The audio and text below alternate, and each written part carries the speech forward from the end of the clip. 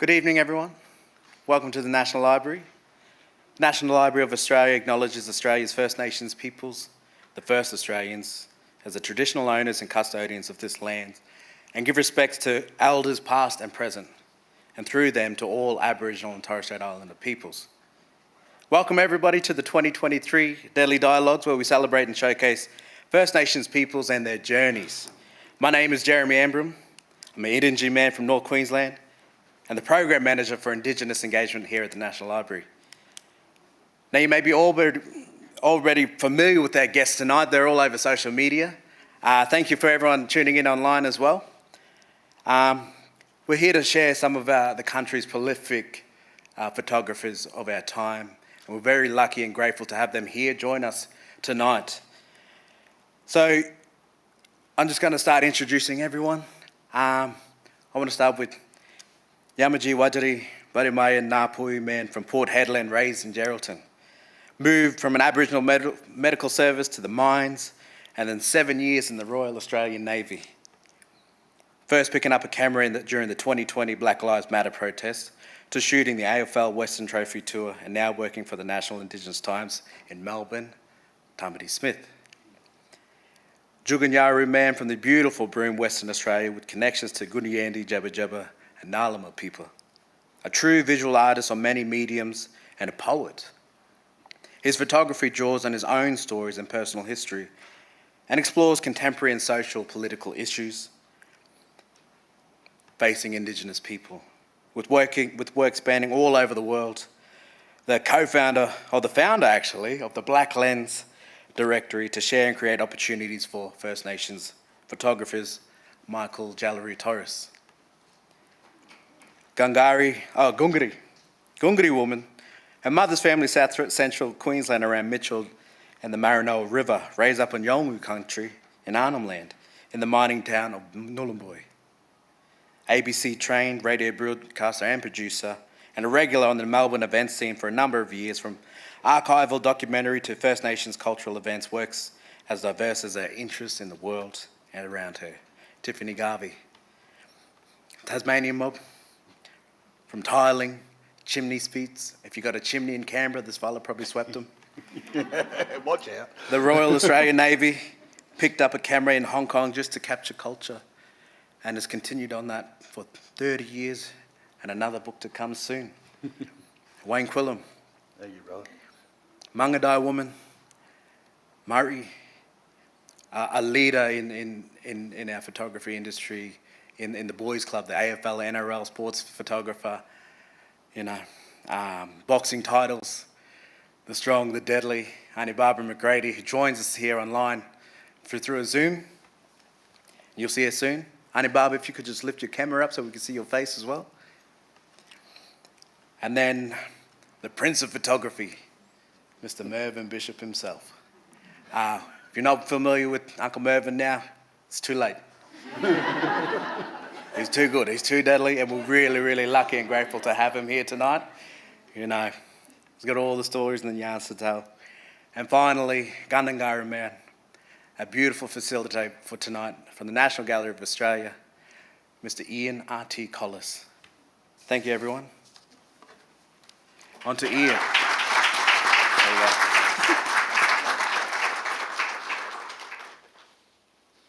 Good afternoon and good evening, I believe, for our people here on this side of this nation known as Australia.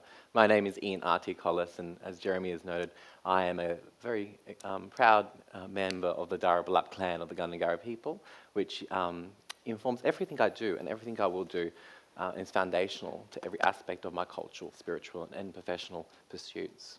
I am indeed fortunate to be here this evening, to be in the pleasure and the company and all of those gorgeous things with all of these wonderful, beautiful cultural practitioners, arts workers and artists that are really making sure that they're profiling and platforming our community, and all of those things and those contributions are incredibly worthwhile, particularly considering the natural and the most important signature of this nation is cultural expression, and that cultural expression has links to the oldest and most continuous cultural expressions in the world, indeed, the known universe.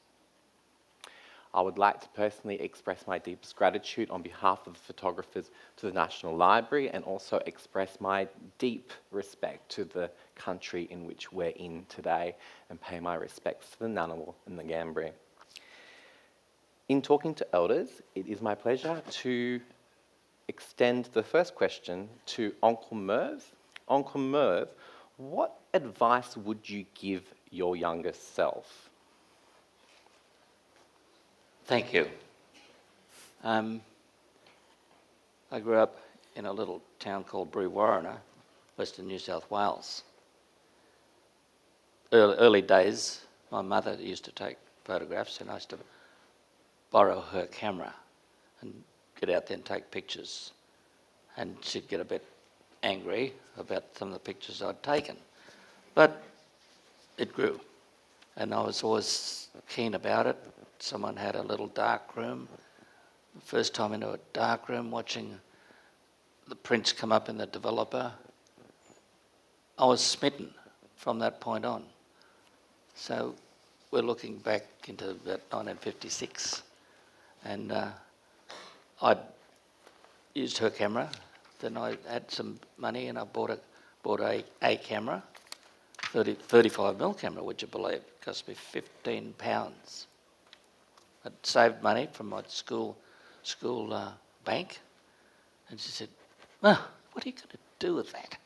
I said, "Take photographs, Mum." And of course there were slides. How are we going to look at them?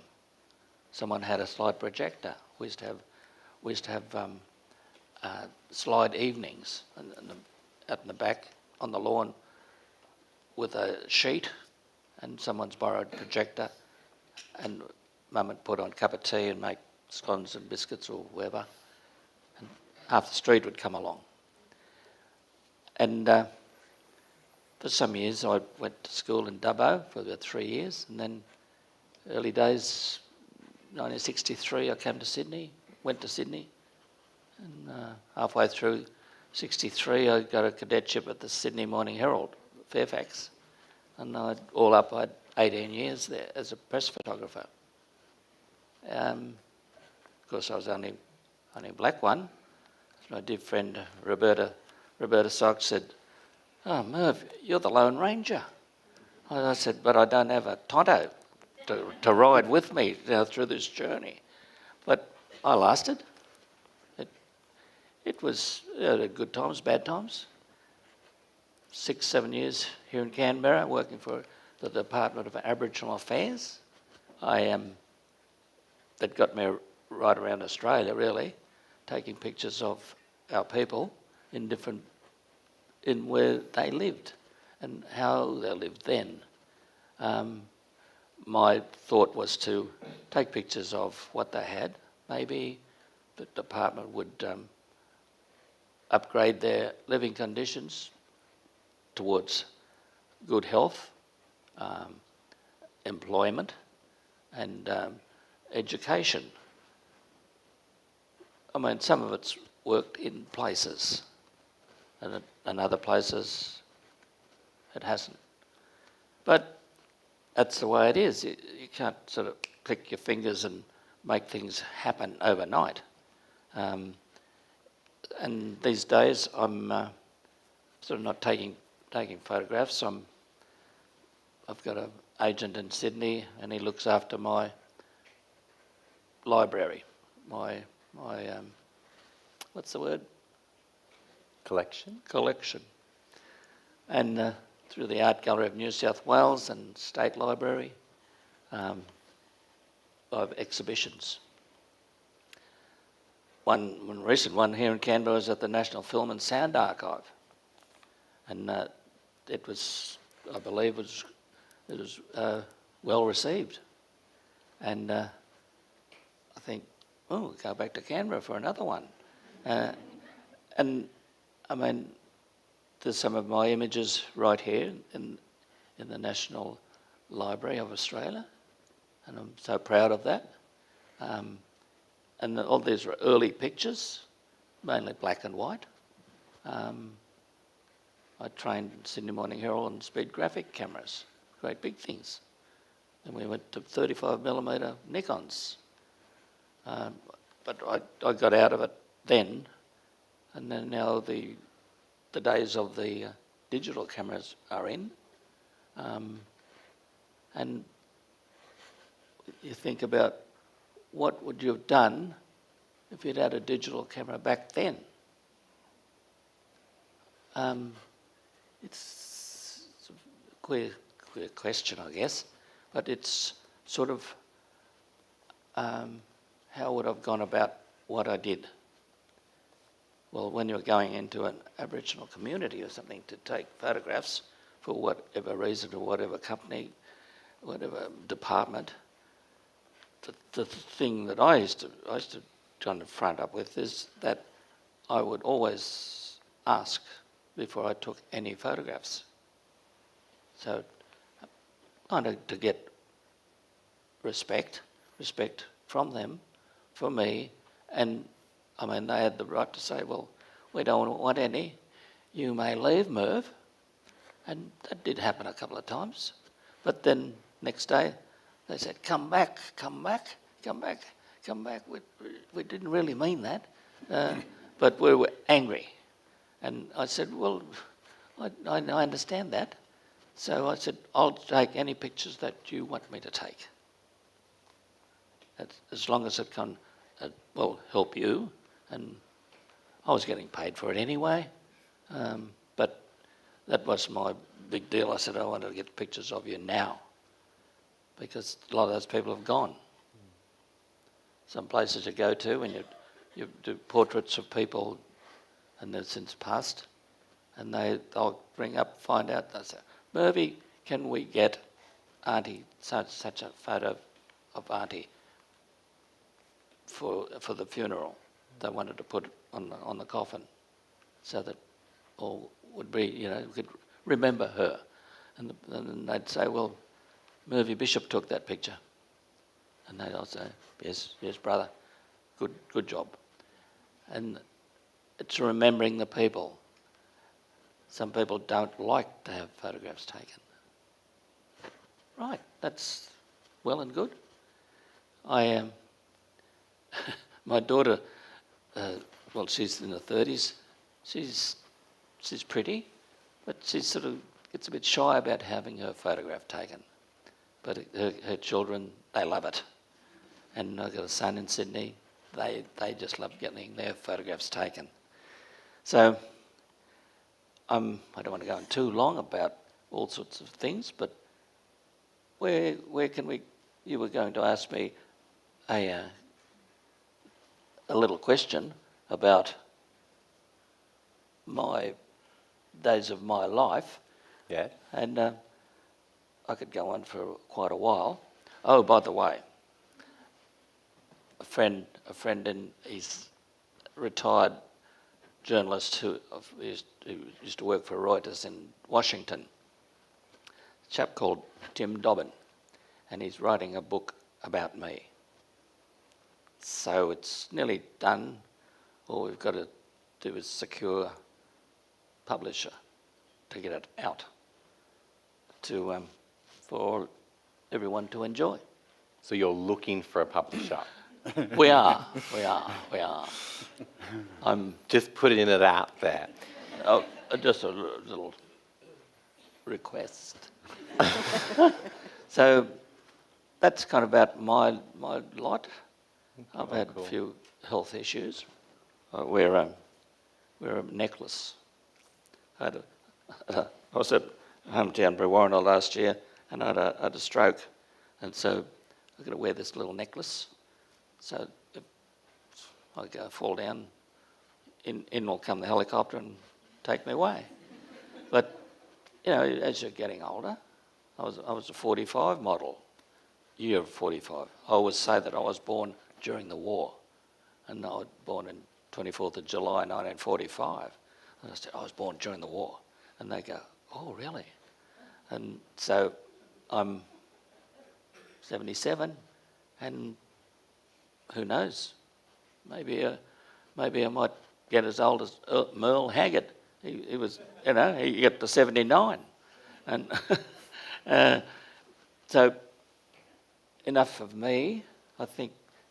And how lucky we are that you're around, Uncle. And thank Well, you so thank you. much for your Yeah. contributions, because it's people like our elders and our people who fought and worked to make sure that they position our culture forward, that we can stand here today. And it's important to recognise and deeply, pay a lot of deep respect to that, Uncle. So thank you for your contributions, and we'll Thank you. continue those conversations. Talking about maturity, Tiffany, Loaded. what inspired you to start photography professionally, and what drew you to it as a mature adult? Yeah, that was a bit of a slow burn. I quite like this question. It's becoming interested in photography, picked up a camera in the 70s and sort of took it as a hobby through the 80s, and then didn't become a professional photographer until probably about a decade ago. And if you sort of turn professional by the time you start getting paid for the work you're doing, that makes you a professional. Started getting paid for what I was doing about 10 years ago. That was a bit of a slow burn. It didn't happen overnight. Becoming a very passionate photographer from, this is something I really love doing, to this is something I need to do, becoming a compulsion to actually go out and shoot, as opposed to just something you want to go out and do. I moved to Melbourne and picked up the camera again in 2008 after a little bit of a break, and started documenting a lot of the marches around town, some of the protests, a lot of the activity, a lot of the cultural events, getting behind the scenes and documenting some of the cultural events, the rehearsals and the stories and the faces behind and the names behind putting some of these events together. So really being able to find a foot within Melbourne and Victoria and start documenting some of that First Nations cultural archive and collecting the images and stories that go with that. And that's sort of how I got started in the photography in the community in Melbourne. Prior to that, it was a lot of landscape work, going out and doing stuff that really interested me. Finding opportunity to get out of town, take a drive, and spend a day in the bush, and getting your toes dirty and getting your feet back on country. So it was, that was a process to a point where the community work I was doing and the marches I was documenting and the ceremony content that I was documenting led to, would you like to come and photograph an event and we'll pay you for it? So it was a process of gradually building my skill, but more than that, building my confidence. And chatting with people like Wayne very early on, before I started getting paid, and other photographers like James Henry, who was the first person to actually refer work to me. For anyone who doesn't know, James Henry is another photographer in Melbourne, very well-established First Nation photographer. And so over sort of the last decade, I was doing the professional paid work on the side, and on the 1st of February this year, I am a fully fledged photographer. I don't have any other income. This is it for me. And as stepping into that in your 50s is, it's a bit of a leap. But at the same time, it's like I don't have kids at home. I don't have anything else at home. Other than my wonderful partner. Hopefully he's watching. Hi, babe. And just finding that time now to actually establish myself. I spent a decade establishing myself, but now actually going out there and saying, this is what I do and this is who I am. And as an adult, actually having the confidence and the life experience and the lived experience to be able to navigate some of those conversations and negotiations around business that actually comes with being a professional, and not finding myself at the wrong end of a contract or at the wrong end of a copyright agreement or at the wrong end of, so being able to have the confidence to negotiate that sort of aspect of the photography world as well as a professional. And I think had I done that in my, my late teens or my early 20s, I might have been a little more naive around some of the stuff that's actually been put in front of me that I've pushed back and gone, no, we need to talk about this bit. So that has been a process, and it doesn't happen in isolation. It does happen with a lot of support. You know, the job that I was working full-time was with an arts organisation. They gave me the room and the space and the time off to actually go and do photography and take the paid work on the side if it clashed with, you know, my daytime employment, or if the job, an event that finished at 2 o'clock in the morning, they allowed me to start late work the next day. And having that support was incredibly important from that perspective as well. So coming in as an adult, and again, having that confidence and experience to actually go to an employer and go, look, this is really what I love doing. I want to make more time in my life for this. How can we work that? And I don't know if my younger self would have done that. I don't know that I would have had the confidence to do that. So that's one of the things that are good things that come out of it, coming into it at this age. That's very special. Yeah, thank you. And it's a common character. I work in capacity development a lot, and a common characteristic about people is that there is a real need where people, I'm constantly, and Nicole Lockwood would know this, pushing people forward, and it's certainly something that I've had the privilege of seeing with some of my contemporaries, like Stephen Brown and a whole bunch of people, because it's really important that we push others forward and remind each other of their capability, of their unique. You know, what's so unique about Aboriginal and Torres Strait Islander culture is our ability, but you see it with our elders. They've got a unique ability to fine-tune strength-based, multi-intellectual ways of working with our culture and our individuals within that culture. And when you are working from that strength-based way of working in cultural and human and spiritual development, you're better able to have the person understand who they are in relationship to others, rather than a box-off-the-shelf, fit this, become a lawyer sort of approach. It's really important, and it makes sure that the viability of our culture is really continuing that momentum forward. So that's really great to hear that you're sitting there and negotiating that and pushing back.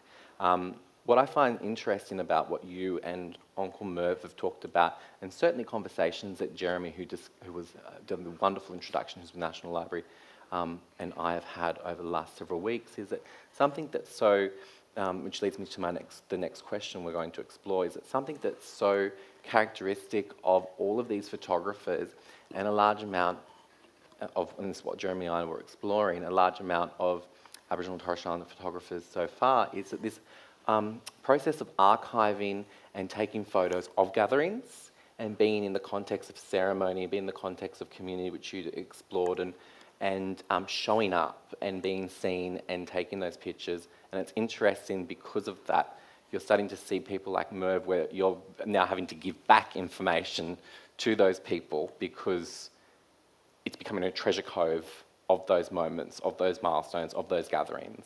It's really interesting, which leads me to my next question with the wonderful Arnie Barb, who's streaming in somewhere and who did a gorgeous job photographing the Rabbitohs. Go the Rabbitohs! And yes, and Auntie Barb, considering can you hear me, Aunt? Can you hear me? Hey. Okie dokie. Considering the depth and diversity of your... Yep. Hey. You can't hear me now? I feel like Stephen... You can't hear me at all? How about... Can you hear me now? Well, let's move on to the next question. And maybe Benjamin, we could call her in on a phone, or is that all right? Let's keep going forward. Okay. That's all right, Aunt. We're going to follow that up. Here we are. Can you hear me? No, she's lost. Shall we move on to the next question? Yes? Okay. That's the sound of the last 3 years, isn't it? Zoom, switch off, you're on mute. That's the reality of COVID-19. And I don't understand why it's COVID-19. We're in 2023. So the next question is to Tamati. Yes? Tamati, yeah. Tamati, I've said it right? Yeah, that's right. I have chronic dyslexia, and I got very nervous about his name. And he's a wonderful man. My question to you is, what are the positives and the challenges photographing with community that you found? Particularly, what are the positive and the challenges to photograph, the positives and the challenges in photographing with your own community? That's a good question. Thanks for answering that one. So I just wanted to clear up a bit about my initial bio that came up as well. I no longer work for the National Indigenous Times. That was a...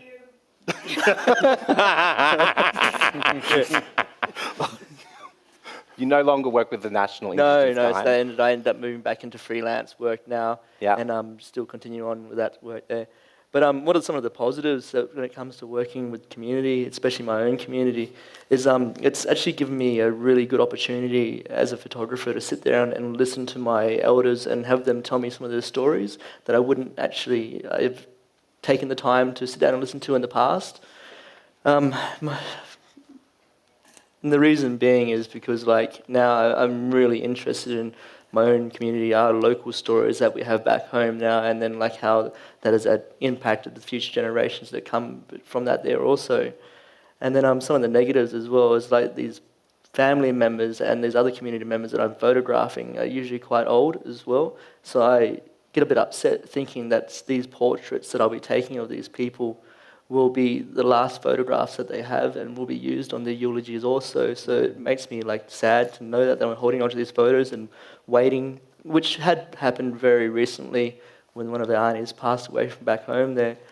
My mum reached out and just said hey, we need to get that photo that you took now. It needs to go into the front of the eulogy and be used for that purpose as well.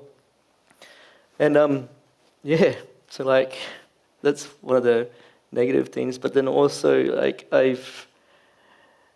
with me, myself, I haven't been a photographer for very long. It's not something that I've done my whole entire life. I've had a camera as I was raised. As well as Not raised, Adam but here as a talking on a teenager or anything like microphone that. no one in the I room adopted can it when hear. I was in the I Navy understand from a friend that who you will would be do able to a lot hear of what the other people are saying social in the room, documentary stuff on as board well of the as ship me. when we were out Can sea you just deployed up acknowledge north. you can hear me talking to you? And I just really liked the photos that she was taking of me specifically. So that prompted me to go out and buy my own camera as well. And then from that period after that there, I just ran around Sydney in the ending months of my naval career taking photos at various rallies that were happening. And then from that period, I just sort of had a bit of a roller coaster of a journey. I haven't really had a chance to sit down and enjoy this here being a hobby, anything like that. It's become my full-time job from moving from the Navy to being a photographer now. And then I've also more positives as well. As I've been able to travel around this country in Australia to places that I've never been before, to Large Manu, Yuendamu, Tennant Creek, Nhulunbuy, East Arnhem Land, and then now throughout Victoria as well. And I'm yarning with different people and listening to their stories as well and seeing how it relates. It was really interesting to see the language as well that reaches from the Central Desert to the Western Coast where I'm from. We use the same word for kangaroo and we use the same word for meat. And that was, I would only have known that through meeting these people from various video and photo projects that I did.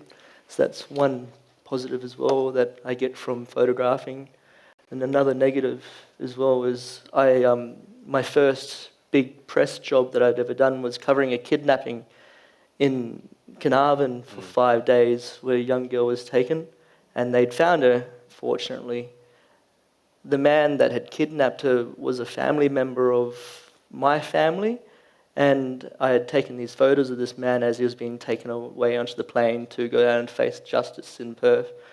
And those photos really impacted me in a way as well, because these photos I knew would be used all over Australia. It made the front page of every major newspaper in Australia at the time, and I knew that the commentary surrounding this man and what it means to Aboriginal people, it wouldn't be very nice commentary.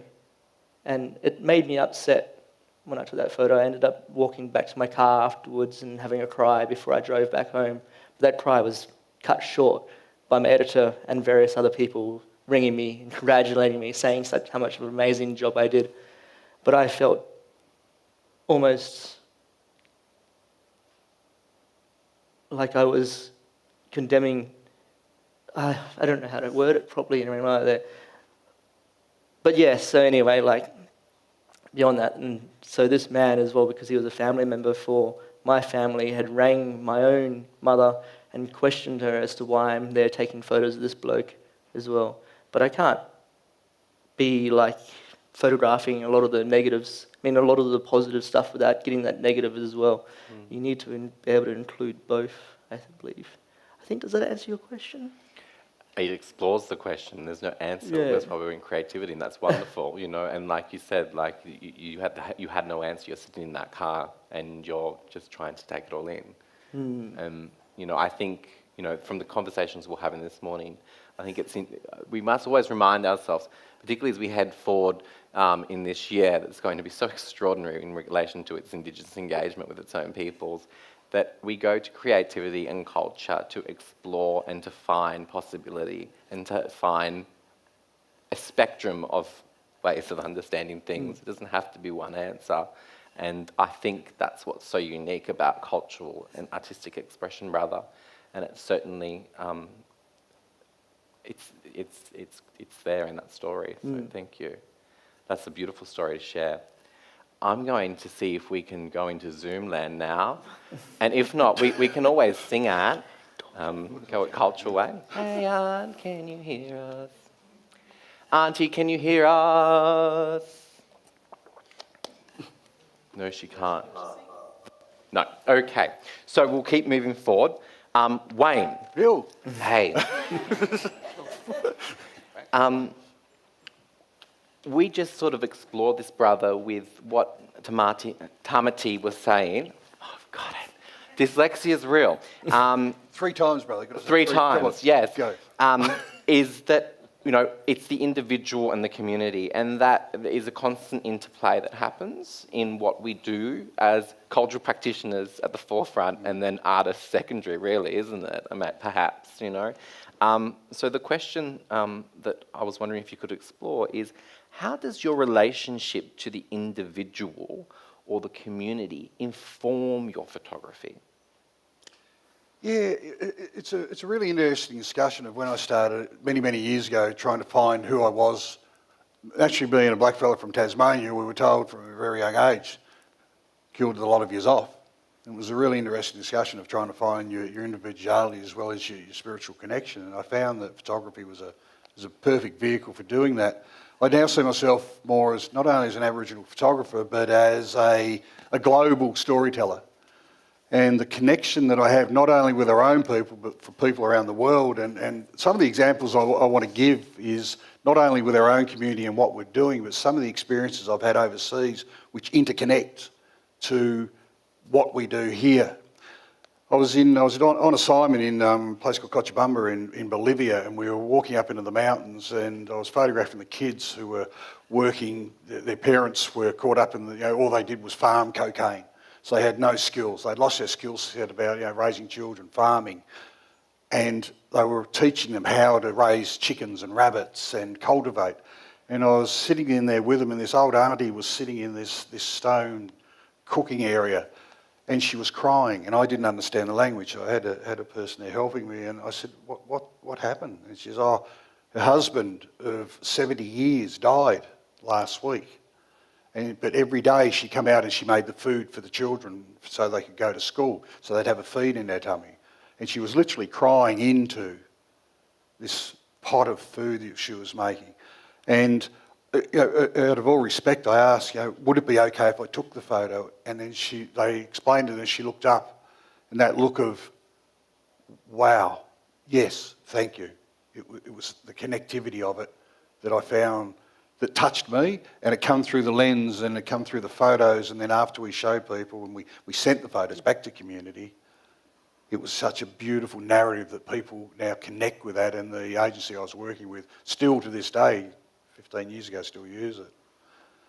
We jump now to a recent gig. I was in Morocco, and a young photographer come down where we were staying and we were talking, you know, had access to, Wayne Quillen. Oh, we checked out his stuff. Yeah, it was cool.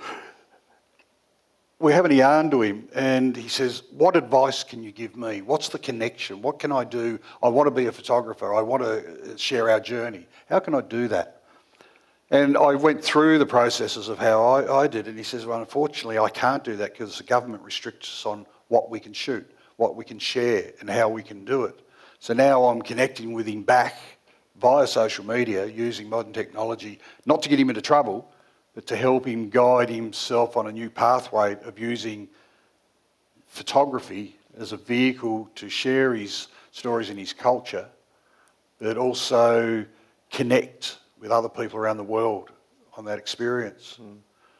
Which then leads us to more our local. I've covered and documented, I don't think there's a community in this country I haven't done work with on so many different levels, all the festivals, all the events, all the everything, you know, from the apology to the bridge walk. You know, when we saw the bridge walk the other day, when we saw Pride March. 55,000. Yeah, well, the last time we done that was when we walked the bridge. That we were talking about that today, true. weren't we, Uncle? Yeah. Well, that was 2000, just before the Olympics, for Rec Week. Well, Yeah, that was, Rec Week. It was. Yeah. It was. I never I forget remember that. that. We were Yeah. all toddling across the bridge and all going, what are we doing here? I'd lost my train of thought. No, I haven't. No, I'm coming back. I'm circling back of connection and the importance of relevance to people and country and the spirituality of the images. We were working on another gig up in Arnhem Land, and we'd flown in for a corporate gig. And the idea was to go around and photograph the community, in particular for a particular narrative that the corporates wanted. And as we got off the plane, no one picked us up from the airstrip. You know, it's a bloody long walk with a bucket load of gear and 33 to go out, and I'm sweating my mum off going, oh, geez, what am I doing here? We're walking into town with these couple of fellas, and then we look, and the town was, you know, bare, and I could see just going up across the top on the where the sand dunes were, the community were walking, and I went, oh, as soon as I saw it, I recognised what it was. It was a funeral. And I turned around and said, I'm sorry, we're going to have to put our gear down. We're not going to be able to shoot, there's a funeral on. And they sort of got a bit antsy, going, well, we paid all this money, we've come here. I said, well, hang on, we're on community, a little bit of respect here. Just wait here for a second, I'll go and have a yarn to this mob and see what's going on, and maybe we can come back later. And I was walking down to where all the uncles were sitting under the big tree singing, and I was having a look, and then one old fella, hey, wait, what are you doing here? I said, oh, I'll come here and take some photos. Oh, we got the ceremony and we're about to do the smoking. How about once we finished, you can come back? And I said, oh, thank you, I appreciate this, but there's one thing you've got to do. You've got to photograph the ceremony. And in the past, that was taboo. You'd never do it. You were never allowed to do it. It was cameras down, equipment down. It could be for a week, could be 2 weeks, you weren't allowed to shoot. But because the trust and the respect that I'd built of knowing people for so long is that, and the change in our, in particular, remote culture, the remote communities, it was a bit of a what's that? I can't even say it now. You know the word. So I went and photographed the smoking ceremony, and then we shot for the rest of the day. So it was the connection and the respect, and working with community to get what we all want and what we all need. And those stories are not uncommon. And that's what I find now, is that we're now more open to using technology, in particular, the visual imaging, to share our stories. Whereas years ago, and you would have experienced a lot, like you said, a lot of mob didn't want photos. Whereas now, geez, you walk in a community, hey, mate, photo. But, that speaks to where things are evolving, right? And again, yes, Aboriginal and Torres Strait Islander cultures are the oldest living cultures in the world. I hear this time and time again. But why? Why are they the oldest living cultures in the world? It's their ability to be strategically agile.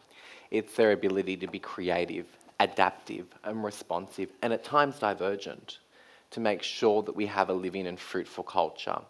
And I call it, I think I've talked to a couple of people about this before, a Rubik's Cube of fine-tuning. what's so unique about social governance structures between what I term multicultural and multi-generational experiences, which is happening here, is that someone will go, oh, I see it like this pattern, and they'll hand it, and they'll go, oh, yep, that pattern's good, we can see it like this. By the time the Rubik's Cube has got to the end, you've got 6 different perspectives on the one thing. And that diversity of that understanding of that one thing creates viability. It creates strategic agility. And that strategic agility is fundamental for the continued forward-focusing aspects of our cultural expressions, and is indeed part of the oldest living cultures that it's lived, it's changed. You don't, live in a house and not change, a painting here or there, or, do a little bit of change in rooms every now and then. You've got to change up your room, and you've got to evolve, you've got to change your living spaces, and as Aboriginal and Torres Strait Islander peoples, our ability to adapt, to look at digital literacy skills, to consider how we're going to be positioning, what is our digital sovereignty, what is our artistic sovereignty, all of those sort of things are evolving and growing, and that is just a minefield of things. But I'm really encouraged, and I'm sure you are, with our ability to do that Rubik's Cube, to hand things around and to get that fine-tuning that is so critical to the maintenance of the oldest living cultural expressions. Michael, I'm blown away by you, and I told you this morning. I haven't met Michael before, and I looked at his shoes and I said, hey, you've been to Broome, because I can never ever forget that country. The colour of that country is really quite something. With the question that I was wondering if you could explore, Michael, is what advice would you give collection agencies about growing their range of First Nations photography? I guess to answer that, we have to go back a few decades, well, in my time, 20 years at least, where, mainstream media and technology's changed so much, where back when I was younger, Indigenous people in this country had no platform to talk, share their knowledge, their culture. With technology, it's changed so much in the last 2 decades that we do have a platform now, and I guess that's kind of changed a lot of institutions to how they deal with First Nations people, where, a lot of the institutions back then, their doors would be shut in a way, because it was very white-dominated cultural scene. And lately, it's all shifting now, where you do have First Nations, staff and all this stuff, committee members, directors, where, the institutions are willing now to get that content. But, getting that content is always an issue, because you can't just go get a photographer, we want this content, done, here's $50. That might have worked in the past, but now with a lot of people with protocols now, knowledge of protocols and issues of, people from urban areas going to remote areas trying to get these images, it's quite difficult. Or even to the point where, getting all the information for those institutions is quite hard. So it's a minefield, and it's slowly sorting itself out. But in a way, I'll definitely give examples to Tamati here, because, he's one of these emerging photographers who a lot of the institutions see him, we'll get this bloke to get this content. And he's got to go through that minefield of, how do I deal with this stuff? Going to these communities, let alone his own community, to get this information and that. And then, getting payment, And then you've got stuff like, Uncle here, where he's got a vast collection of information, of photos, but now, who are these people? Where's the captions? Where's the dates? So it's all shifted so much that, in a way, we're behind the 8 ball in a way, black photographers, because we have to really, the door's open, but a lot of us aren't ready for it. So, institutions have to be a bit more, have that discussion, find out the best way that we can do it, work together. Because in the end, it's the institutions who I guess in a way, you know, the black photographers have the control, they have the power, because we have the content, we have the means to get that content. So these institutions really have to work with the black photographers to find out the best, way to do it, because, I mean, I'll talk about Black Lens later, but, that's one of the reasons why I help create Black Lens is to give us photographers, a better understanding, who are emerging and who are established, to deal with these institutions and stuff, because we get these questions all the time. Certain library wants my images, what do I do? How much do I charge? What's my rights? Copyright. And my view with copyright with that is, it's got to be a shared copyright. It has to be on the photographers. They've got to have the copyright. The institutions can have a shared copyright, but also now with native title, with all these PVCs popping up everywhere, I think there should be a way that the PVCs can have copyright as well. For when the photographer do pass on, how does the community have the access to these images as well? PVCs weren't in a couple of years ago, they weren't around, but now they are. Is that a way to protect these images so that community can have access to these images for their own use, Because I know with institutions, if the photographer passes on, who has the copyright of these images, How do community get access to to these images and works? So there's still a lot of discussion around that stuff, and,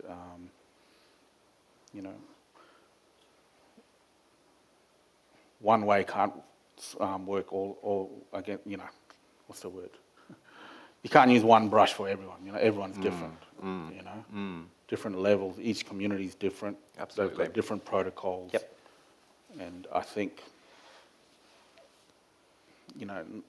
especially places like Canberra with a lot of the national stuff, they do really need to go back out to these communities, these regions, to find out how they want their images to be archived and accessed. And I guess that engagement with those, I always say just as country is unique, so too is the individual, right? Yeah. And the protocol and all of those sort of things, is that with those engagements with the diversity of communities or individuals within that said community, again, that Rubik's Cube, there's going to be a whole spectrum of solutions that will occur because of the individuality of that spirit of reciprocity that's occurring between you, the organisation, and the creator, and their relationship, as you've noted, with that community and all of that. And as a result, each one of those is going to have a unique fingerprint. And that in itself creates new possibility, Yeah. And I guess it leads towards, sovereign data. How do we take our culture's information and have it our own, Because, take it away from these institutions, because we are handing over our knowledge, and it is part of our sovereignty as well.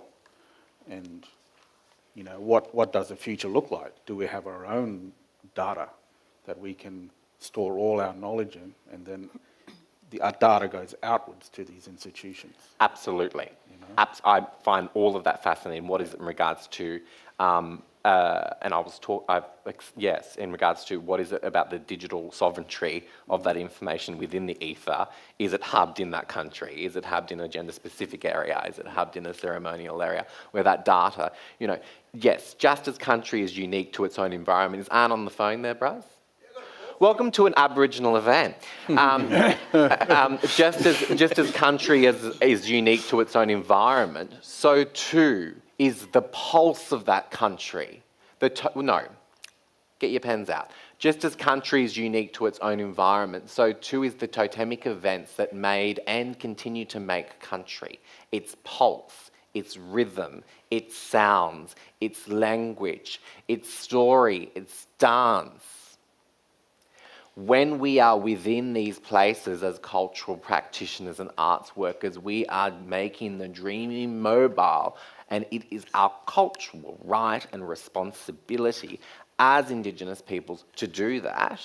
And as a result, because it's come from that unique place, it has a place, which you're talking about, Michael, it too has a place here. So going to the authentic source can create a whole new way of understanding things that could just open things up because of the diversity of that exchange, you know, and that reciprocity. Auntie Barbara, can you hear me now, Auntie Barbara? Oh, shit. Okay, we're having to yeah, okay, all right, okay. Oh, I got this one, okay. Oh, it's mine. Yeah, can you hear me, Aunt? Yes, Oh. so Can you hear Aunt? I can, but I've been told to turn the mic down. You're perfect. So I'm talking to you on the phone, all right? Yep, And you can hear me. absolutely, perfectly. Okay. All right, good. Thank you for joining us tonight, Arnie. Pardon? This is a bit of an ordeal. What's happening?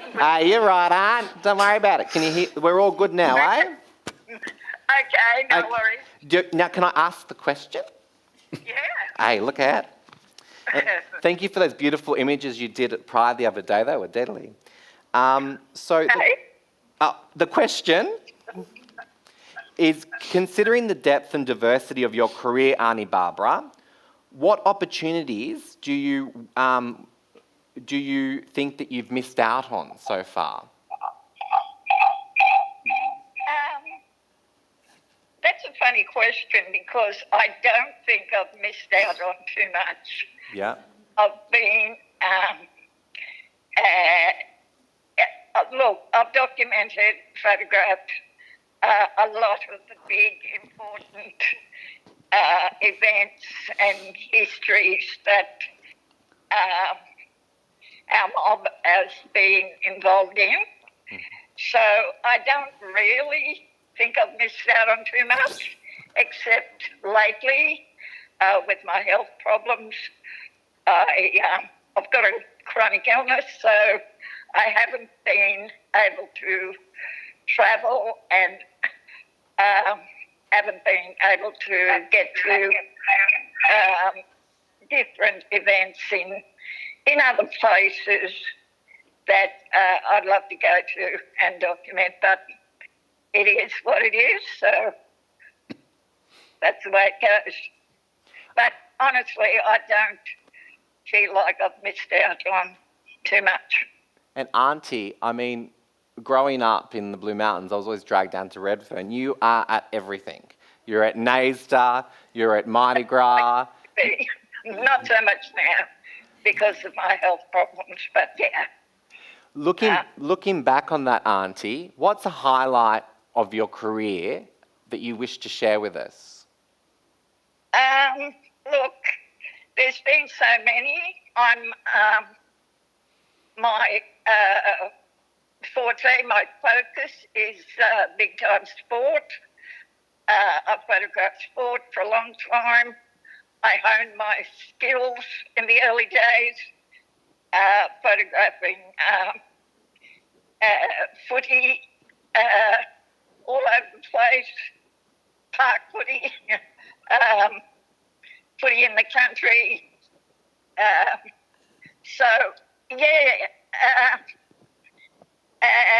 The highlights have been, I suppose, working with the NRL, the AFL, and title fight boxing. So that's what I really love doing.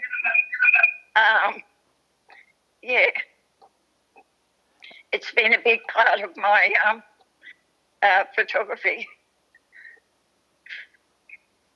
And it's certainly, you know, an important part of your work is your diversity. I like to photograph our deadly sports heroes, men and women, and I've got 15 1 metre images on a big wall at an auditorium in Glebe. It's been up for about a year, and that's still going. So, yeah. That's extraordinary, Auntie. Yeah, but you were asking me about highlights. I suppose having a retrospective in 2017, being a part of the Sydney Biennale in 2020, I think it was, and then it was put off because of COVID, and it went on later. So, I don't get to photograph much NRL anymore. I do a few press conferences, and but I try to get to a few Swans games at the SCG because it's just easier to get around, and I get a lot of help there because everyone knows me and all that. So that's mainly what I do, and I do a bit of the boxing. So, yeah. Thank you, Arnie. That leads me into the next question we have up next the wonderful Tamati. Tamati, looking back at your career so far, what is something that stood out for you? We're going to reflect on that now. What is something that stood out for you? It's something that you've reflected on with great pride and admiration. Great pride and admiration reflects on me. That's a really difficult thing at the moment for me to answer. I've had a pretty short career. Can you please answer that question again? Looking back on your career so far, is there something that you look back at that you want to share with us that has given you pride? And Well, there is something, but it's something that I've just done very recently at the moment, which I'm not allowed to talk about until the story is published. And it's a pretty big deal. It's very exciting. And being able to be asked to, in such short notice, to work for this organisation, being the largest news organisation in the world, and there to cover a story, I think that's something I would love to talk about, but I can't just yet. Not just yet. Oh, nicely done. Watch this space. Watch this space. But it's also interesting because this is the way that this community is going to be viewed through these images. For me, words don't ever really do enough to a story. I want to be able to see that story as well. To be able to imagine it, it's difficult because your imagination just might go to all sorts of different things and everything like that, but you never quite understand it until you see photos of it, which is one of the reasons why I really love photos as well. But yeah, does that answer the question? It does. I just wish we could tell people what it is because I know the Doris Day on that.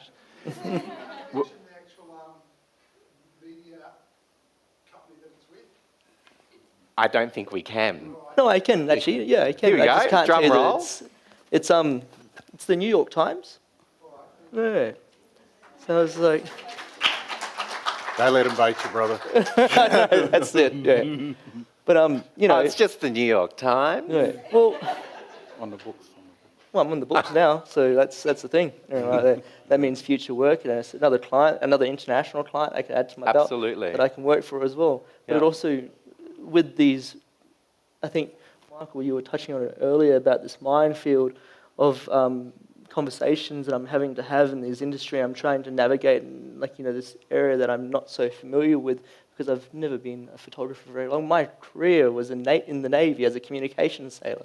I worked with flashing lights and doing radio signals between ships and visual signaling with flags. And then now I'm here having to have discussions around Aboriginal people, how we want to be portrayed, how we want our story to be told, and how I'm I'm now showing that story as well. I mean, like, it's really different to me.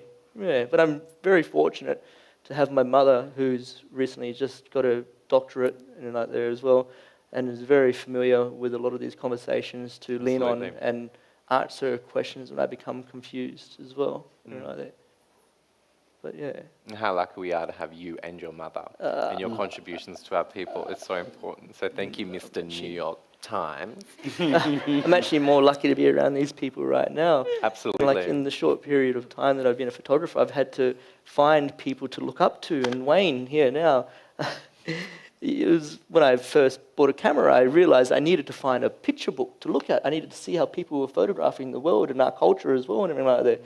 And your book was one of the first books I bought to look at and go through these images and everything like that. And then as I moved into press photography more and everything like that, I wanted to understand more about photojournalism in Australia and like who are our Indigenous photojournalists, the ones that are telling our story to the media. And that's when I fell onto Mervyn Bishop and wanted to learn more about his journey and everything like that. And then Michael comes along and he's the one that's been pushing me now for the last 2 years as well. And then Tiffany, like you've supported me while I've been living in Melbourne as well. It's a very recent thing for me to move to Melbourne from Western Australia. And without Tiffany there as well, like, you know, it would be a hard struggle for me Absolutely. in an area that I'm not very familiar with, so I'm appreciative of that as well. I'm just going around just saying thanks to everyone. Makes it special, brother. Yeah. Does. What's really interesting is like, what's the lens? And, you know, what's that saying? They say, who holds the pen? What is it? Who holds the pen writes the book. Right? You know, whoever the author, what is it? Whoever holds the pen, you know. The thing is, the lenses that a large amount of Aboriginal and Torres Strait Islander people have been, you know, understood with are non-Indigenous lenses. And having lenses, you know, that are Indigenous focused by Indigenous people is really quite important and really significant because we're able to understand something differently. Uncle, looking back at your career so far, would you like to share a highlight?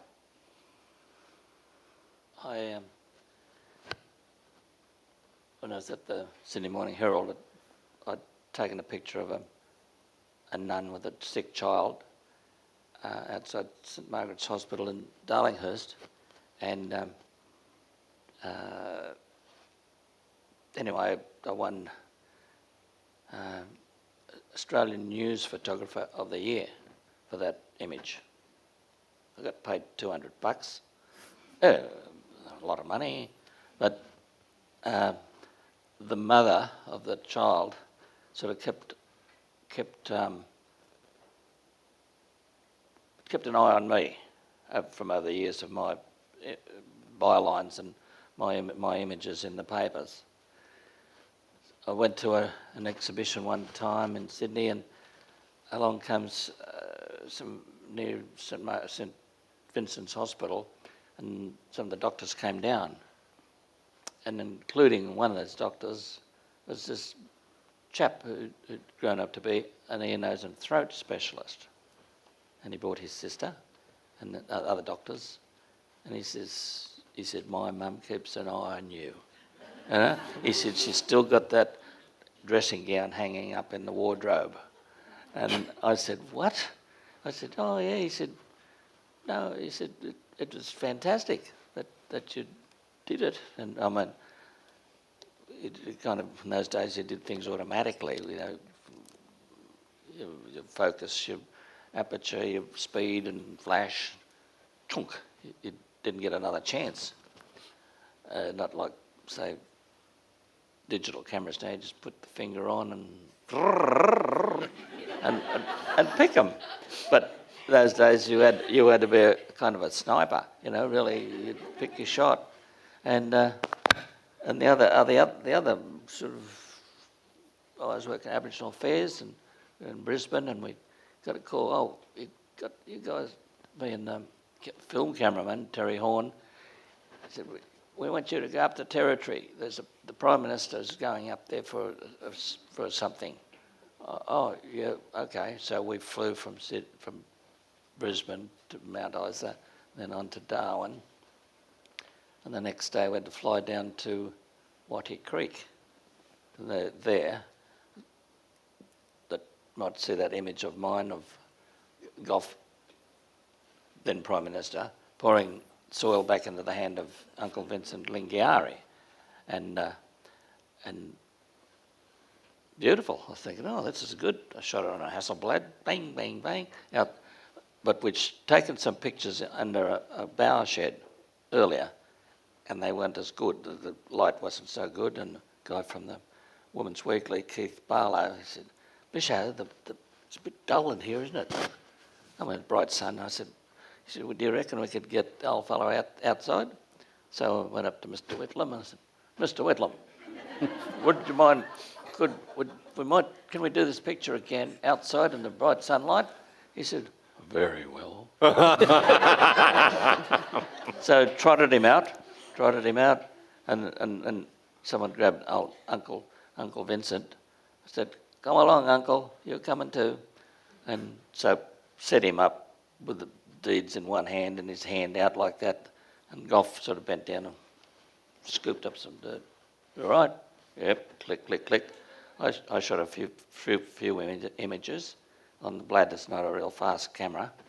And then Keith Barlow shot his pictures, and we held back other people who were trying to get in under our guard. Said, get back, get back, get back. Said, right, we've got our pictures. You guys go for it. And then Gough sort of walked away.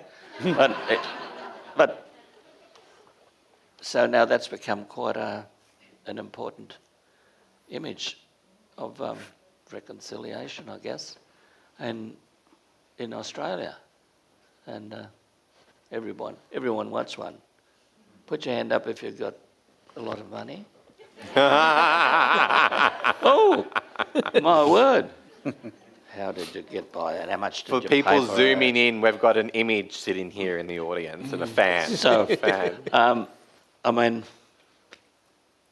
you think about it, and right now, and I see on the TV that area has been flooded. Kalkarindji, I don't know how close it is to, well, I mean, there's Wattie Creek, but I don't know how close it is to the little village or where they lived. They mightn't all live in the village, they might live out that, a few miles out of town. I've got no idea. So it'd be interesting to kind of follow up and go back. I believe that they've built a little museum there, talking about those days of negotiations. And there's such important negotiations. I definitely, you It's should definitely go back to that. negotiations. Yep. Tiffany, Yes. looking back at what your work and your contribution so far, what's the standout for you? So I think it's just something I did recently in the last couple of years, which actually kicked off in COVID. And it was documenting the impact of the bushfires and COVID on regional Victoria. And this project was for the State Library of Victoria, and it was adding images to their collection, so storytelling through images. And adding those images to document how the bushfires impacted regional Victoria, but also how COVID was impacting regional Victoria. And I say was impacting at that time because I did the initial part of this shoot through lockdown in Melbourne, and that was a really special project. One was actually building those connections with the regional communities in Victoria. Two was being brought in as a photographer and then realising I had editorial control over the stories that I was going to be documenting. That gave me an opportunity to actually go out and seek who were the First Nations voices in these areas as well, and actually contribute our own voices to these archives and these collections, as opposed to being an anthropological study of our images being used in that manner.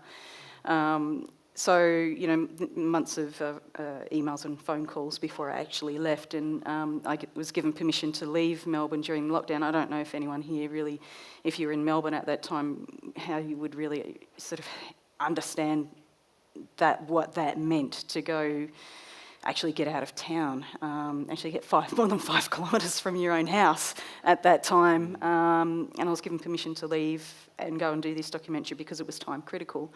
And, you know, going out and being with people in these incredibly devastated communities, these, you know, having conversations with people with nothing. But they're still very incredibly happy to see you and feeling incredibly grateful to see you because you're making their voices count. You're giving them relevance and you're contributing their story to permanent archives and permanent history, and they actually have an opportunity to leave a legacy that they have control over because this is their story that they're telling it their way. You know, and on all of these shoots, my camera didn't even come out. Initially, it was, you know, walking around, having a chat with people, being on country, you know, walking over 10 acres of property or, you know, just walking through a tent and having conversations. And, you know, and even, you know, connecting with places like Lake Tyers, you know, going down and having a chat with Arnie Charmaine Sellings, you know, leading the Aboriginal Fire Brigade down there, look after that whole region. And talking about how, you know, they manage the bushfires and having these really beautiful positive stories come out of it as well. And going into, you know, as far as Malakuta, you know, and covering, you know, another half a dozen stories out that way through images. And the beauty of that was I was given an opportunity to go and follow those stories up 2 years down the track, and I went back last year to follow up some of those stories and track it long term to see how those people are faring.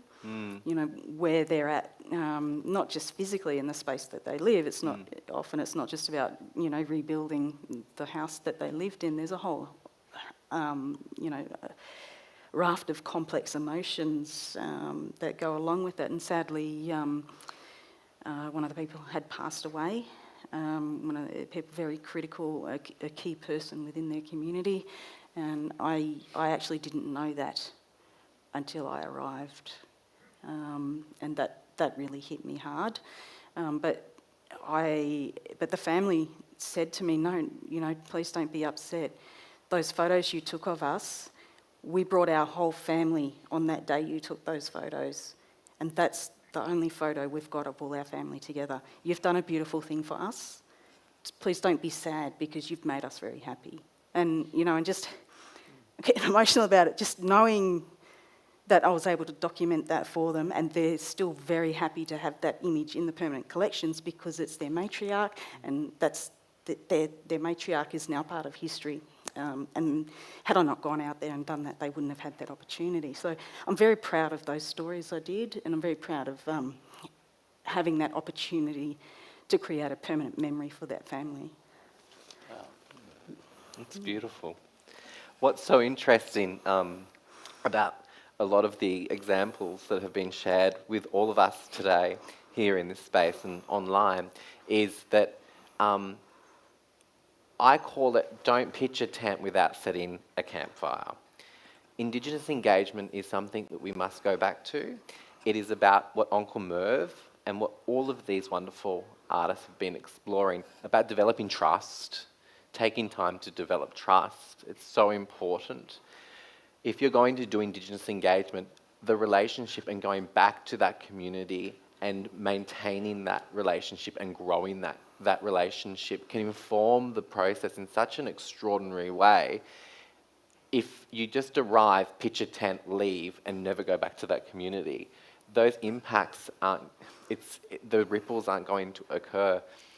What's so unique is that when you actually set a fire up, and then you pitch the tent, and then you leave the fire, and then you work with the community to take the wood and to put it back, it informs how you are in relationship with those people, that country, and as a result, its unique cultural expression. And also, another characteristic that I'm hearing quite a lot in these conversations is how Indigenous people had no platform and how engaging and sharing culture now is shifting. And Michael, you touched on this, particularly with your work, with your website. Would you like to talk a little bit further about that? Yeah, so to go back a little bit, so I was, born and raised in Broome, so quite a remote area. And, as someone growing up there, you dream about, well, as a photographer, you dream about shooting at these events. You see these events on TV or you see it on, website and stuff, and it's always unattainable in your mind. Think, how the hell am I going to do that, And at one point it's always in your head, and then I was fortunate to live in Melbourne for a few years, pre-pandemic, and part of that was I'm going to shoot the AFL game or the grand final one day, and that was just in my head. My wife thought I was crazy because I had no connections to try and get in. Just emailed, called people, had a lot of coffees, and had this plan to try and create a pathway within the AFL, just because, AFL footy around Australia, especially with the kids, they love it, and it's just another tool for them to be part of footy as a photographer or behind the scenes. So that was always a dream of mine just to do it, and I dragged a few of the crew with me as well, part of that journey. My first official game to shoot was the AFL Grand Final in Perth, which was pretty crazy, and didn't sleep the night before, didn't sleep that night as well, so going on fumes. But that was just crazy in my head, and because there's always been Indigenous photographers who shot footy years before me, but this was just more of a personal goal for mine, to be able to do it from a remote region, to go to the big city, find a way to get there and do it. And it really stuck into me when I did one of the Dream Time at the G Games, and actually the AFL did a little video on me and doing the whole story and shooting the sidelines. And at that point it was just like, oh, it's just a little video, it's fine. But it wasn't until a year later when my eldest son was at school and they were doing, what your parents do type of project. And so I sent them the link to that. And, my son watched it in front of his friends. He's never known about it or seen it. So it was a full-on surprise. And that night he goes to my wife and says, oh, is Dad a little bit famous, and they're stuck in my head. And I said, I guess so, but but that was just on a personal level where it kind of validated my drive for change and finding a way, which then helped really push my drive for Black Lens. Because in my mind, if I could do it coming from remote area, mature age, young family, anyone can do it. That contingency is so important. Yeah. Yeah. Yeah, and then, and it really linked back to another personal goal of mine was growing up in Perth, studying in Perth, walking by the art gallery every day, catching the train, and you see the window there of the art gallery and you go, oh, one day I want to be there with my art. At that point I thought I was going to be a painter, which didn't go that way. But then, last year I was the first Indigenous solo photographic exhibition, and seeing your name in that space, another validation for myself. But it does show, if I can do it, I want to help other people get to that space. So, working with a lot of emerging photographers as well as established photographers, because, sometimes as an established photographer, you forget how hard it is when you're emerging. You forget how hard it is the industry can be, how ruthless the space can be. But then also how much it's changed and how much easier it is. But you still have those, wolves out there you got to be wary of. And you've got to lift your fellow member up as well. really support those who, I guess, in mainstream don't feel like they've got the support and platform. So, our emerging and, established black female photographers, getting them into that space, Absolutely. Sometimes, it's hard because, I'm with the black lens, my priority is you just got to be black and you got to be a photographer or drone operator. All the other politics I want to leave out. And there's enough of that in the world where I really want to support us on those two things. Again, Being that authentic strength-based approach. Yep. and doing your Being craft. authentic and doing your craft. Yeah. Everyone else can deal with the other stuff. Yeah. And for me, doing Black Lens, it's it's amazing seeing the group change, have their own success. A lot of them are quite in the hobby stage where they want to start, slowly getting that confidence up. Seeing others in the group get their own success, and then they see, oh, I can do that as well. So everyone's, the rising tide lifts all boats type mentality. And, a lot of them do see the photographers before us, Wayne and Barbara and Mervyn and Ricky Maynard, all these mob who've done such amazing work in a hard time as well, because you didn't have social media back then. So you didn't have the social media pushing these institutions and media organisations for change. So, would have been quite hard back then. And so a lot of young people, you have to respect that in a way. And the way the modern world works now, it is such a privilege to be able to get into these spaces. Absolutely. And seeing mainstream media and everyone else want that authentic First Nations content, and also the content creator. So it's a twofold, I guess, weapon that we have, and that we need to use that weapon wisely and encourage everyone. Because I know a lot of mature age people who'd be great at photography. Photography is such a great tool, not just as a craft, but also as a business in their own communities. Because there's a lot of communities and towns remotely and regionally that still don't use First Nation photographers for their content. And that has to change. And encouraging mob in those regions to take up a camera and to photograph the events, family portraits, all those things as a local business just helps more, creates more content for these institutions to get content, And instead of relying on a few, you need to support everyone in those regions. Absolutely. And that's where we're using the power of social media with, Instagram and the website, especially with Black Lens. It's been a crazy journey. It's only been going, going to 3 years now, 40 plus members, and crazy stories. Like Luther, one of our photographers, who still sees his work as, on the hobby stage, is wants fun.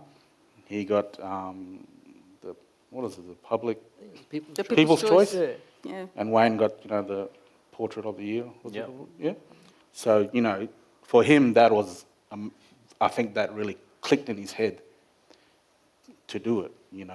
To win a major prize with one of his peers, but then also someone he looks up to with Wayne.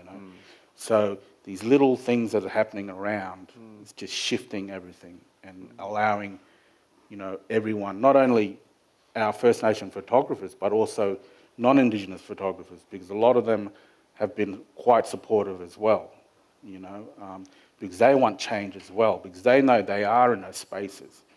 And majority of them want to step back, but they don't know who to step back for. So there's that education as well. And so I think we're on the right track. It just takes a little bit of time and a bit more encouragement for our emerging photographers that there is a space for them in not only black space, but in mainstream. And if we can't see ourselves in those spaces, how will we ever be in those spaces? I Exactly. always go back to that, you know, how do you embrace something that doesn't embrace you? You Well, I know? mean, look at this. You know, you've got a crowd of people Absolutely. listening to us. Yeah, 30 years ago, you probably wouldn't happen, yeah, you know? absolutely. So there's change. There's change, and it's exciting, and we're all part of that change. Yes. And we have to do that together. My last question before I open up to Q&A, I wouldn't dare go back on Zoom land because I think that that's going to be a little bit challenging. And I pay my deep respects to Arnie Barb. I'm conscious of the time. Yeah, so I guess my last question is for Wayne. Looking back, again, you were talking about trust, right? Like when you were going up. And what I find so interesting is that how you guys all... Photographers are really cheeky. They dip their toe. I mean, I might be wrong because I'm a choreographer, but they dip their toe. I know Jo Driesens, and she does that. She dips her toe and she just like, boom, photo. You know, how'd you do that? And there's this wonderful image, but... you know, you don't just dive into the water. Some people do the bomb or the dog. But I mean, I like to sort of just dip my toe in and sort of enter the water more glamorously. And, you know, you can climatise yourself to that. And being in country and being in these circumstances, I've heard in all of your conversations so far, the ability to be informed by that climate and be responsive to that climate. It's really quite extraordinary. Looking back at your career and your life so far, what's something that you just, you know, you were talking about, you know, that time where you were going up and they were doing that sorry business, you know, that's just gorgeous and so well illustrated. Is there a story that you look back with you know, excitement and makes you feel you now? Yeah, brother, it's I'm eternally grateful to be given the opportunity to be allowed into community, whether it's, you know, you're talking about, you know, Lake Tyers down in Victoria, you know, you're talking about the remote communities, the rural communities, any community that allows you in there with a camera to be absorbed into their life. The respect that I offer to them and they offer back to me is something special that I cherish because I see it as an extended family. And so before I sort of get a little bit more into what you were talking about is that I want to pay respect to my wife, to my kids, because what they've had to put up with for so long of being on the road for 10 months of the year sometimes. Literally, I come home, drop, hello, you know, wet weather gear, cold weather gear, where are you going? My wife sometimes rings me, says, where are you? I go, I told you I'm in Alice. She said, no, you were in Broome yesterday. And it's that constant, they've had to put up with that. And since COVID, and God, I love COVID. I know that's really weird to say, but it forced me to stop. It forced me to, I forgot that I was in this beautiful cycle of travelling all the time, whether it's here in Australia or whether it was overseas. It was continually, and I was talking to Tiffany about it before, it's the visibility is that, and Michael was touching on it, is that when I started, without the use of social media, you needed to be visible. You needed to continually do the jobs to be in front of people to go, him. We've got to use him because of his expertise, his knowledge, his influence in the communities to be able to get what we need and done properly. So, yeah, it's the family thing that that really stands out for me. But some of the most poignant moments of the career, and you were talking about, it was so interesting. I think it was the first time last year that, you know, an Aboriginal photographer won National Portrait Gallery photo and the Portrait People's Choice Award in the same year. And funnily enough, I was judging the Australian Geographic Awards in Adelaide last week. And the exhibition's now since gone from the Portrait Gallery to a gallery in Adelaide. So I said to the judges, come on, you mob, we're going to go down and have a look at it. And we walked in and I said to them, look at where we've come from, where in the old days, a lot of non-Indigenous photographers were going in and photographing our people. And there was no reciprocity in it. Whereas now we're doing it ourselves, you know, all of us on different levels. But the moment I think that really stands out to me that there's so many, there's a million stories, and we could be here for years talking about it, is when Merv and I both was the photographers on the Apology, what was it, 15 years ago?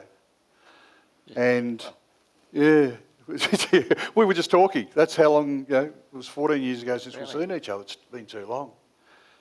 And the moment that got to me and I realised the importance of storytelling, of connection was, the PM and everyone was up on the stage after they come out and the official apology was made. And all the photographers and we're all along and we're looking up and the PM was there, and then that would be said, they all walked off the side of stage with Auntie Matilda House and everybody. Dr. Marika was standing there, Yolngu woman, and Marley Hosh, which is Tanya Hosh, is a very prominent Aboriginal woman. A little baby, I don't know, it was this tiny little baby was in her arms and she was crying. And Dr. Marika just turned around and she sat where the PM was, and she sat there and she said to Tanya, she said, come across, I'll look after her, and she put her in her arms. And I was watching the pack move that way, and I turned around and looked at her, and she looked at me, gave me the cheeky smile. I just quick shot. Never thought much about it. It was a year later that we were putting an exhibition on up at Parliament House in Canberra, and we had to do these beautiful posters to represent what the apology was about. And we didn't realise that that was the photo. We decided that was the photo that was going to be on the poster. We flew to Darwin to meet Dr. Marika to assure that it was all approved. Everything was right, it looked right, the wording was right. She was fastidious on her time. She always was there. And we got up to Darwin and she's nowhere to be seen. We thought, this is really, really strange. And we called around and we couldn't find her. And then someone said, oh no, she's actually gone back home. She's just gone back to Yirrkala. We went, oh. And we were calling Yirrkala and she says, oh, she's actually just passed away. She knew that she was dying. She jumped on the plane and went back to Yirrkala and passed away. So all these beautiful things were printed, ready to go to, I think it was 250,000 went out. And it was heartbreaking, because the initial thought was back then that we would have had to destroy them all. But we negotiated with the community. We went to them and said, in a respectable time, we went back to community with these, and they turned around and they put it to all the clan groups that was going to be something, a remembrance of her. And we ended up putting it out there, and the beautiful thing is I took that exhibition up to Garma Festival a year later, and the story behind that was that we had the big beautiful photos on perspex, and they were hanging out in the bush, and we had these people, the whole show was there, and tradition up there is to, in remembrance of people, you touch under your arms or the sweat off your brow, and you touch, at this stage it was the photo. And for those who don't know where Yirrkala is, it's all bauxite, which is red dust. Well, actually, no, it's red dust, it's home. So the sweat with the red dust, by the time everyone was touching it, you couldn't see the photo anymore. And they wanted to clean it. I said, no. I said, you have to leave it. That's a remark of respect. So that's one of many, many stories that still resonates of the power of what we do, the importance of what we all do on different levels, and how in the future those are the stories that we continue to tell. And brother, listen to you about the first book, I mean, that's really, mate. So the next, so I got a shameless publicity. That first one we did, that beautiful little book that you saw. I went to the publishers and I said, we should do another one. They're going, yeah, it went okay. We sold it out. As soon as I won that portrait award last year, 2 days later, I got the call. I said, well, you might want. They said, that book we were sort of talking about? About publishing? Yeah, about publishing again. I said, okay, this time, proper big book, proper coffee table book. And they said the only caveat was that photo had to be on the cover. So I should have bought the thing. I bought it with me. I bloody left it there. But in May, you've got to be telling them that Uncle Merv Bishop looking for publisher there set him up. I'm conscious of the time. I know we're a little bit over time, but I always say you can't fit over 60,000 years to a very small time. But I do think that we could ask one or two questions, Brother Jeremy. Do you think it's appropriate? I work in an institution because I know that security... Yeah, it's all good? Yeah, we might just take questions in the room. Is there anyone got any questions in the room? Now is your opportunity down here. We just have to wait for a mic so that people online can hear as well. I've got a spare one too if required. You all right, Braz?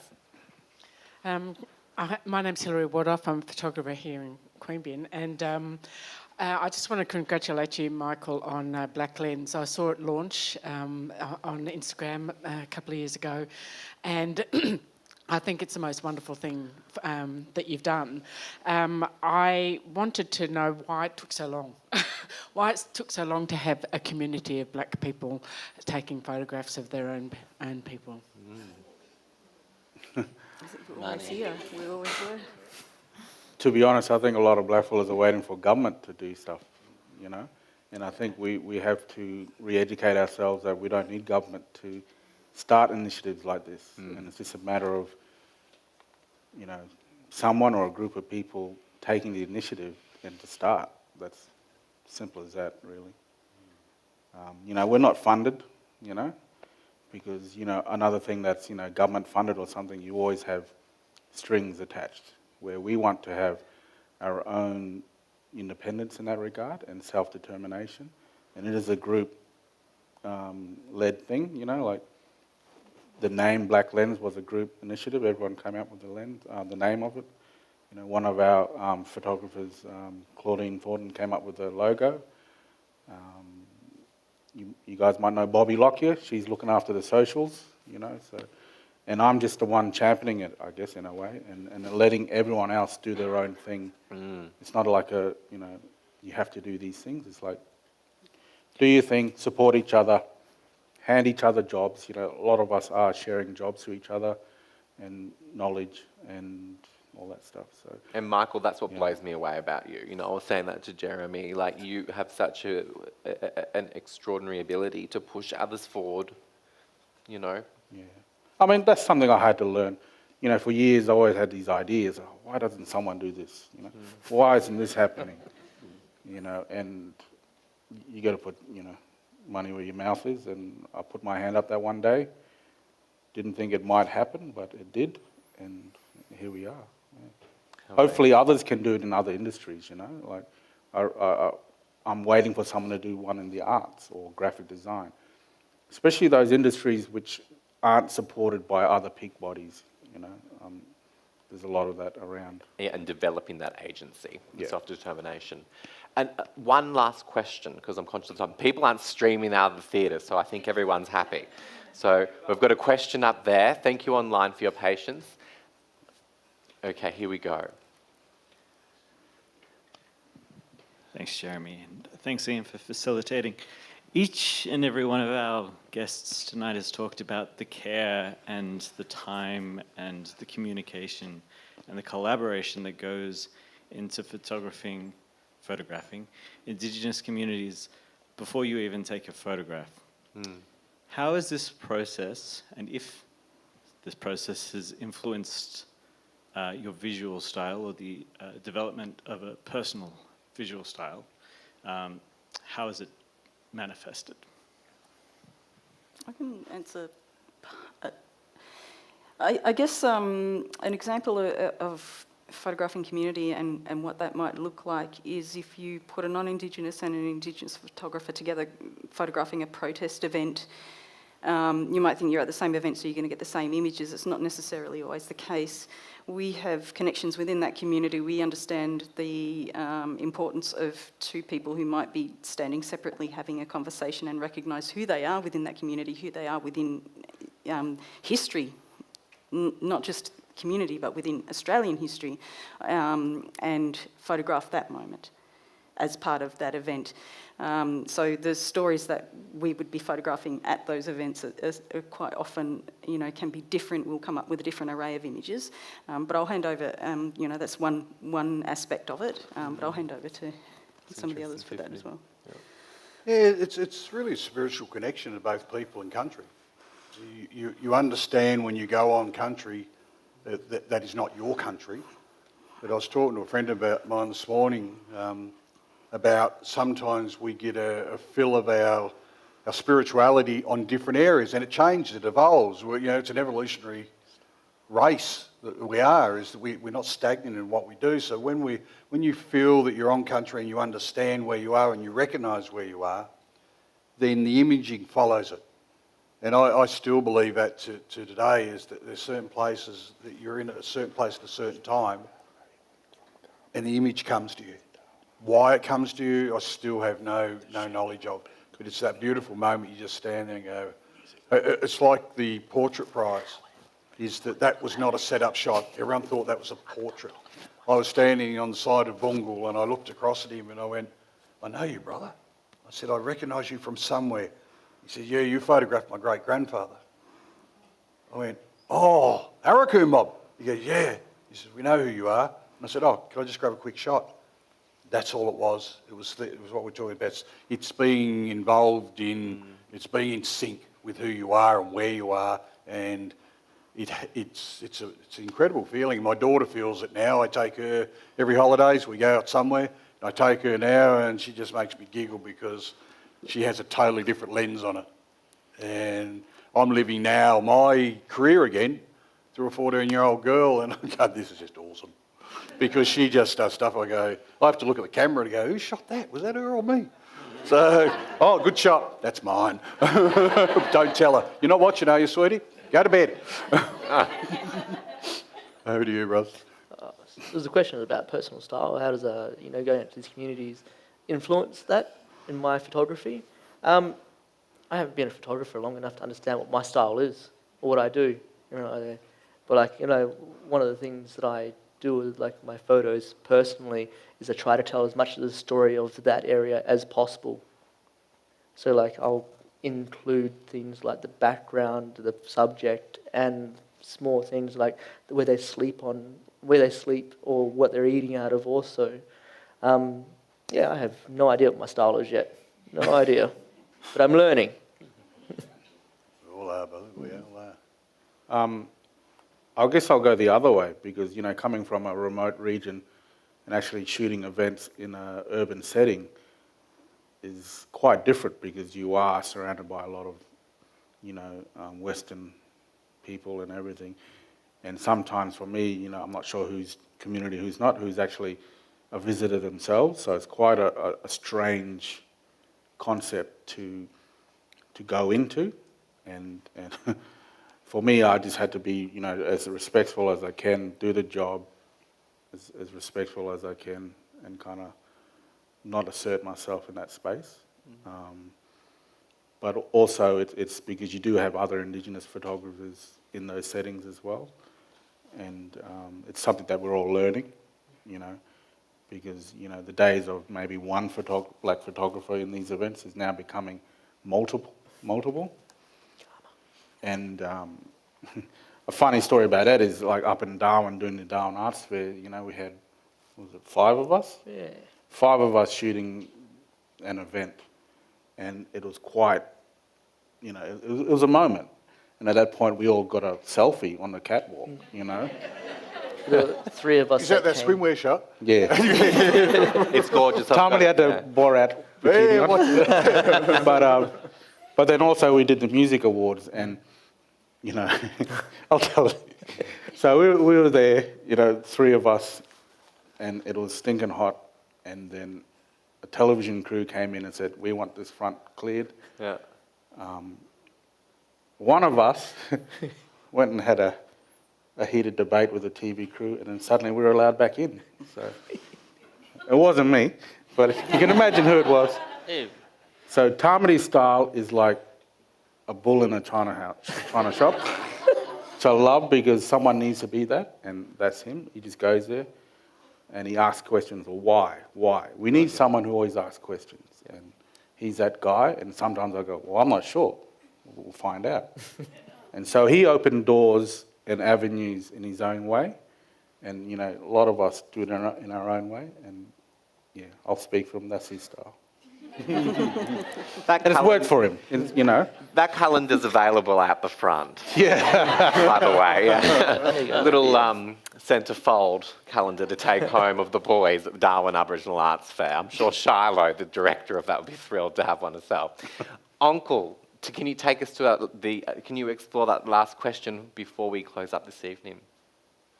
Do Do you want repeat it. The question, do you want to repeat it? How has engaging with Indigenous cultures outside of your own influenced your visual identity? How is engaging with Indigenous cultures outside of your own culture, is that correct, influence your visual identity, is the question for our online people. Phew. Oh. You mean other cultures? Do you mean? Or like Africans, Indians, or da-da-da-da-da? I know, well, they're trying to work you out. I know my son, he trained as a dancer with NAISDA, Aboriginal Dance Group, and they were all different folks in the learning. He later became a dancer with Bangara, and the dancers came from all different sort of backgrounds. And well, he managed all that because you've still got to do your job, haven't you? But it's, and you know, he did a few years and travelled around the world. I was so proud of him. And I thought, well, that could apply to other folks about not so much as just other races, but you go to some places where it's so different. When I sort of first went up in the Territory, I said, am I in the right country? It's, you know, I said, well, one chap, I spoke to him and I said, you know, I've come from down south, from Sydney and Canberra. What do you think of me?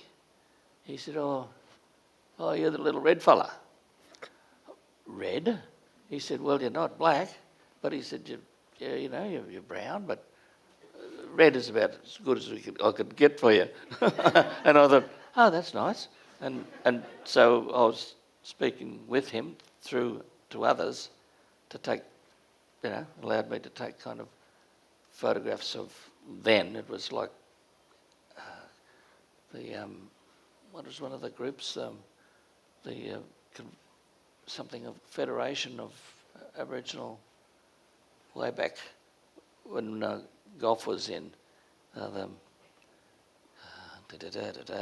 That people all around the country, in each state, Aboriginal people.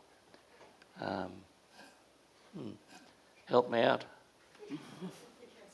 Huh? For Katsi, but after that, you know, the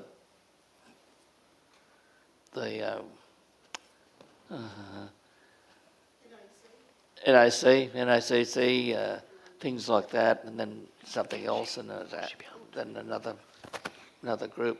So let's see what happens when you all vote yes.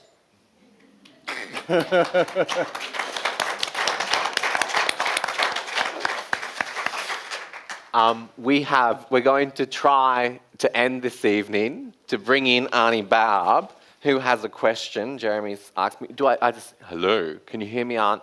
Is it, hello? Hey, shut up.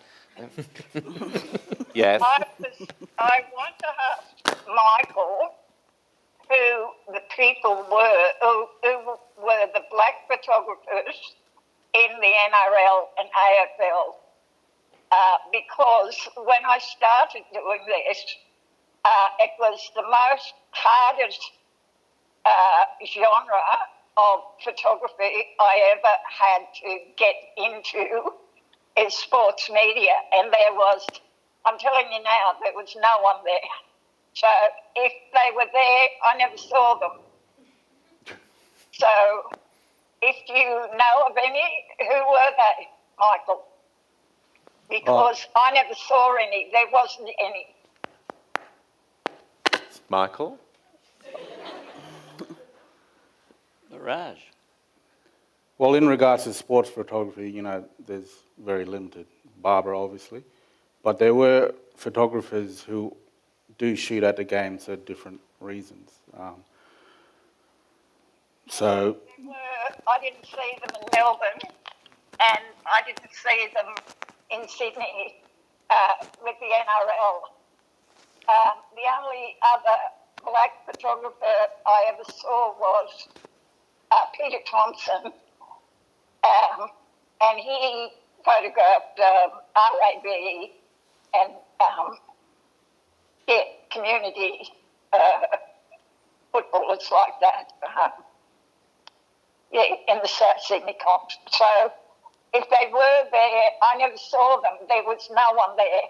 So that's maybe one of the reasons why it was so hard for me to get in there, because they don't let too many people in there, black or white. So what I had to do, they didn't see my vision, NRL media especially. The AFL was a little bit more visionary, but with the NRL, I actually had to write an abridged essay of my sociology of sport, which I studied at university. So they didn't realise what I was trying to do. They didn't see a vision, the same one that I had. And then after that, I'd see people like now and again, Joseph Myers, who's a great black photographer, but he only done a few games here and there, and I didn't see anyone else in Melbourne. You know, when I photographed Dreamtime at the G, so if they were there, I didn't see them. Thank you, Arnie. Yeah. Yeah. That's why it was so hard. Yeah. Sports media is one of the hardest genres of photography to get into. All the team here are nodding. Okay.